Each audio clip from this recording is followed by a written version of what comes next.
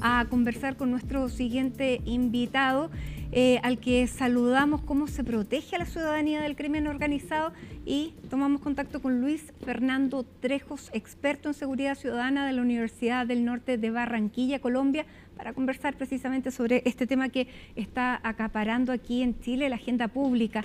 Muchísimas gracias, Luis Fernando, por este contacto. Buenas tardes. Muy buenas tardes, un saludo para ti, para todo el equipo de CNN y toda la audiencia de Chile. Luis Fernando, ¿cuáles son las claves que han encontrado ustedes para ir avanzando en la lucha con el crimen organizado? Han tenido una experiencia que ha sido bastante exitosa en Medellín, la cuna de Pablo Escobar. ¿Cuáles son las claves? No sé si quieres poner a Medellín como ejemplo o hablarnos un poco más general. Pues lo primero que hay que tener en cuenta es que estamos frente a un fenómeno que no es nuevo en América Latina, pero que sí tiene una particularidad en este momento histórico, ¿no?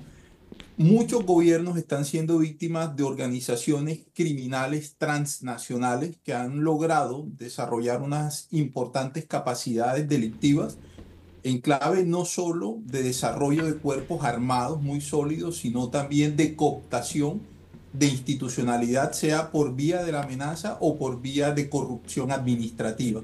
Entonces hoy tenemos no solo a los carteles mexicanos, que tienen mucho poder en Centroamérica, pero que también tienen tentáculos en Sudamérica. Tenemos al Tren de Aragua, que es una organización criminal venezolana que se ha expandido por varios países de la región. Tenemos organizaciones criminales de alto perfil en Brasil y también tenemos en Colombia. Cuando tenemos ese panorama tan complejo, lo primero que hay que tener en cuenta es que no va a haber una solución mágica. Es decir, esto no va a cambiar de un momento a otro, sino que uno lo que esperaría es que primero que todo haya un acuerdo entre las élites del país y se logre formular una política pública de seguridad y convivencia ciudadana que ojalá sea una política de Estado, entendiendo que es posible que el combate a este tipo de organizaciones sobrepase los mandatos presidenciales de los actuales gobiernos y se esperaría que haya continuidad en el ejercicio de la política pública. Por otro lado, yo sí creo que es necesario, sin caer en el alarmismo, que se tengan o se cuenten con diagnósticos claros y reales sobre no solo el grupo, sino la capacidad y las rentas ilegales que está administrando, porque mucha de esta violencia que estamos viendo tiene como telón de fondo es la disputa por el control de territorios y las economías legales o ilegales que se desarrollan en esos territorios, porque no solo estamos frente a organizaciones que controlan microtráfico, controlan créditos irregulares, en Colombia se les dice gota a gota o pagadiario, pero que también lo han logrado exportar a otros países, sino que estamos también en presencia de lavado de activos y de una extorsión generalizada para predar las rentas locales, pero que son legales. En esos contextos, cuando se tiene el panorama claro y se sabe cuál es la organización que opera en el país, porque también lo que vemos es que ellos actúan como una especie de multinacional que subcontrata o lo que hace es cooptar a crimen local y lo pone a trabajar para esta organización más grande, es diseñar estrategias particulares para cada grupo.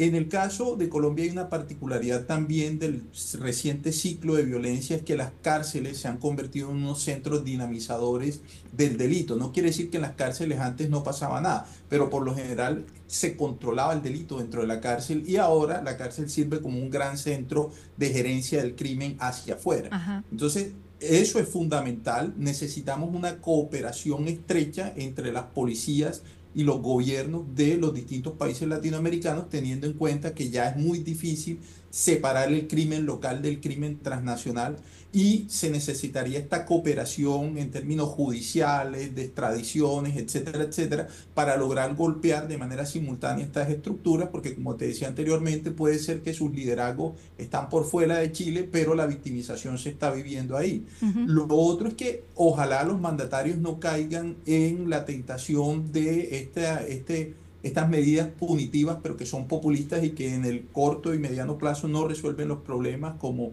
la prohibición de los parrilleros hombres en moto, caer en la trampa de estar ofreciendo recompensas, porque eso se ha demostrado que no ha sido tan efectivo, Uh-huh. o el tema de la obsesión con las cámaras de seguridad. sino que ojalá se defina entonces si se va a golpear al liderazgo de la estructura, y eso es lo que las autoridades denominan los objetivos de alto valor estratégico, o si por el contrario se van a golpear las economías. Entonces, por Ujú. eso yo creo que es fundamental el diagnóstico, y una vez se tiene el diagnóstico, ahí viene entonces la toma de decisiones, que en este caso, si bien se puede mirar otros contextos, yo creo que hay unas particularidades que hacen que cada territorio y cada país necesite formular su estrategia de manera independiente y autónoma. Ahora, hay una situación particular, más bien, nos imaginamos que en todos los países ocurre lo mismo. Mientras se elabora esta estrategia, que generalmente es a largo plazo, llegar hasta la estructura, hasta la cabeza de la estructura, no es de un día para otro, se necesita una investigación fuerte, grande, recolectando una cantidad de pruebas que sustenten un juicio. Pero mientras tanto la población sigue enfrentándose a esta violencia y, por ejemplo, no sé si alcanzaste a escuchar, en el último mes en la región metropolitana, esto quiere decir Santiago, sus alrededores, hubo 32 asesinatos, lo que para Chile es una cantidad absolutamente fuera de toda norma. Nosotros tenemos una tasa de 6 asesinatos por 100.000 habitantes a nivel general, pero esa tasa se ha duplicado en los últimos 5 años. Por lo tanto, y no sé cuál va a ser la tasa luego de este año, que ha sido tremendamente violento. ¿Qué es lo que se puede hacer en forma inmediata y que pueda dar a la población, no sé si la sensación de seguridad, pero por lo menos sentir que no están solos, que hay un control? ¿Qué es lo que se puede hacer en lo inmediato o no hay fórmulas Bueno, mágicas?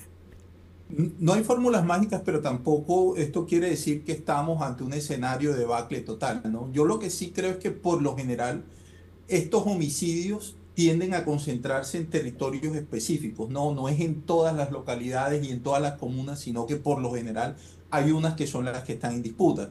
Uno esperaría una primera reacción institucional en esos puntos específicos, pero que no sea solo la presencia de la policía, porque también sabemos que hay unas situaciones socioeconómicas complejas que se escenifican en esos barrios, en esas comunas o en esas localidades, y que la intervención del Estado sea integral, ¿no? Es decir, oferta de bienes y servicios públicos, pero también de seguridad especialmente. Eso puede ser que haga que baje ahí el crimen y se mude hacia otros territorios, pero por lo menos lo que tú dices, hoy tienes niños asustados en los colegios, tienes vecinos con terror de salir a la tienda, a la botillería, de tomar la micro.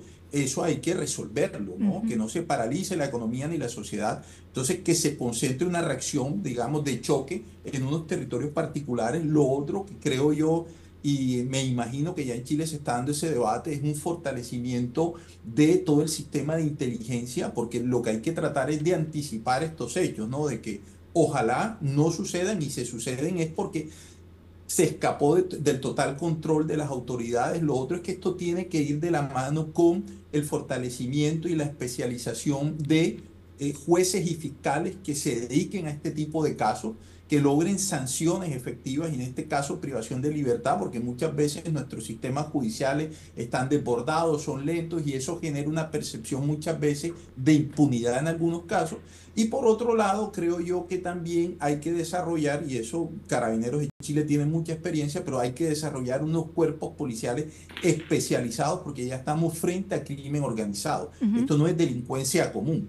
Y esto va a demandar muchas veces entonces que estos cuerpos desarrollen capacidades militares, pero siempre desde una óptica policiva, ¿no? Ya, O sea, en ese pero sentido, como no se pueden formar estos cuerpos de un día para otro y el problema lo tenemos hoy, hay quienes dentro del marco político bien transversal, porque no solamente son personas de derecha, sino que atraviesa todo el espectro político hasta el Partido Comunista, alcaldes que piden que haya intervención militar en las calles o presencia militar en las calles como medida de control o por lo menos un amedrentamiento. disuasión. Exactamente. Eso, ¿qué te parece? ¿Es una táctica que ha resultado o que pudiera ser un boomerang? Yo te puedo decir que no hay ninguna evidencia que en este momento nos sirva para afirmar que la utilización de fuerzas militares ante problemas policivos resuelve el problema de inseguridad. Eso sí genera percepción de seguridad en la ciudadanía, ¿no? Que tú veas a la fuerza pública en tu barrio, en tu esquina, eso te da tranquilidad. Pero como te decía anteriormente, puede llevarnos a escenarios en los cuales se produzca el efecto globo, ¿no? Entonces se traslade la criminalidad o la inseguridad hacia otros territorios donde no haya militares, porque no los puedes tener en todas las esquinas. Pero también ya hemos vivido en América Latina problemas cuando los militares asumen roles policivos, ¿no? Y podemos llegar a escenarios entonces de violación de derechos humanos o de abuso de autoridad en la medida en que los militares no tienen una formación para enfrentar este tipo particular de crimen y podemos caer entonces en la reafirmación de estereotipos, ¿no? Entonces a los hombres jóvenes, a los cabros que ven en las esquinas con cierta estética, puede ser entonces que empiece a haber un sistemático hostigamiento hacia ellos y eso nos lleva a otros escenarios en los cuales lo que hay es más tensión social, ¿no? O la ciudadanía empieza a percibir a los militares con desconfianza. Pero, como te digo, cada caso particular debe atenderse según las particularidades del territorio y si en este momento hay una ciudadanía que está reclamando seguridad, el Estado tiene que utilizar todos los recursos que estén a su disposición para garantizarle la tranquilidad a los ciudadanos, ¿no? Mientras, como tú lo señalabas anteriormente, aquí hay medidas que van a distintas velocidades y no podríamos esperar a que se consoliden las que más demoran para ir avanzando. Entonces, hay que darle tranquilidad a la gente. Eso, como digo, puede generar percepción mientras las autoridades siguen trabajando en términos policivos y judiciales para tratar de desmantelar este tipo de organizaciones o por lo menos golpearlas significativamente y reducir su capacidad de violencia en el corto y mediano plazo. ¿Por qué no se puede terminar con este tipo de violencia, Luis Fernando? Yo creo que sí se puede, pero aquí también hay que entender algo. Aquí muchas veces hay un trasfondo social que no se atiende, ¿no? Y que con policía o con fuerza pública no se resuelve. Aquí lo que vemos es que muchos de estos grupos se incrustan precisamente en territorios urbanos en los cuales la presencia institucional es muy baja o muy simbólica y ellos terminan entonces no solo asumiendo la regulación de la criminalidad y las economías ilegales, sino que también empiezan a cooptar a jóvenes, ¿no? Empieza todo este proceso de reclutamiento y para muchos jóvenes de territorios marginados, a veces participar en estos grupos es una forma de movilidad y ascenso social. Ujú. Entonces, por eso yo creo que la atención debe ser integral, pero también necesitamos una ciudadanía que confíe en sus autoridades y una ciudadanía que coopere con las autoridades. Eso a veces es muy complejo en estos territorios, pero es necesario restablecer o crear canales de comunicación y de confianza para que los ciudadanos también provean la información necesaria para que los cuerpos de inteligencia puedan organizar los planes que golpeen efectivamente a estas organizaciones. Claro, porque lamentablemente todo esto se da en un escenario de polarización social y política en años electorales que hemos vivido sucesivamente. Los últimos 3, 4 años han sido todos años electorales en que cada una de las posiciones usa o lleva el tema de la seguridad y la violencia como banderas de batalla y eso claramente las personas lo resienten. Luis Fernando, en Chile, me imagino que ya lo sabes, y como en el resto de América Latina, en varios países, Nayib Bukele es el presidente con mayor popularidad o mejor evaluado, teniendo un sistema más que punitivo, un sistema carcelario que probablemente tiene muy buenos resultados en lo inmediato. ¿Cuáles son los beneficios de un sistema carcelario como este y cuáles son los riesgos? Yo en lo personal soy muy crítico de ese tipo de salidas porque si bien eso puede generar un impacto inmediato en términos de disminución de seguridad, el costo en cuanto a restricción de libertades y violación de derechos humanos es muy alto, ¿no? Hoy tú tienes un Bukele que tiene esa popularidad en El Salvador, pero hay un estado de excepción permanente y hay un régimen de seguridad en el cual a ti pueden detenerte las fuerzas militares y tú no pasas por ninguna autoridad civil, es decir, hay una violación total de tus derechos de cara a darle tranquilidad y seguridad a la gente. El problema que tiene esto es que no hay límites, ¿no? Hoy son los pandilleros o a quienes se supone, se señala de ser cercanos a las pandillas, pero mañana pueden ser las minorías étnicas, posteriormente pueden ser las minorías sexuales, los migrantes, es decir, ¿quién se va a convertir en el próximo enemigo de la seguridad ciudadana cuando realmente eso se da en un contexto en el cual hay una reducción de los pesos y contrapesos que debe tener un Estado social de derecho y se le entregan superpoderes a un ejecutivo. Ese ejecutivo puede obrar, digamos, con un discurso del bien común, pero de eso al autoritarismo y la dictadura hay un paso. Ujú. Y a mí eso es lo que me da mucho temor porque a nosotros en América Latina nos costó mucho retomar la democracia y las libertades que hoy tenemos y es triste que estemos dispuestos a sacrificarlas por temas de seguridad, pero yo también lo que vuelvo y te digo es que aquí hay un trasfondo social, hay una deuda social que si no se aborda no va a resolverse de raíz el problema y puede ser que tengamos disminución en este momento, pero a la vuelta de 5 o 6 años el problema nos interpele nuevamente. Claro que sí.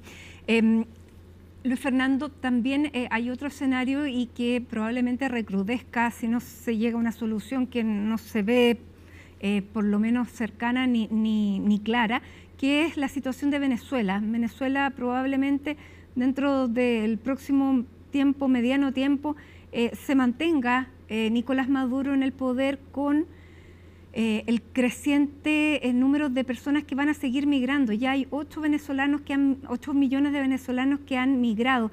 ¿Tú crees que un fenómeno migratorio se va a aumentar con la autoproclamación de Nicolás Maduro y lamentablemente se asocia la migración al aumento de la violencia?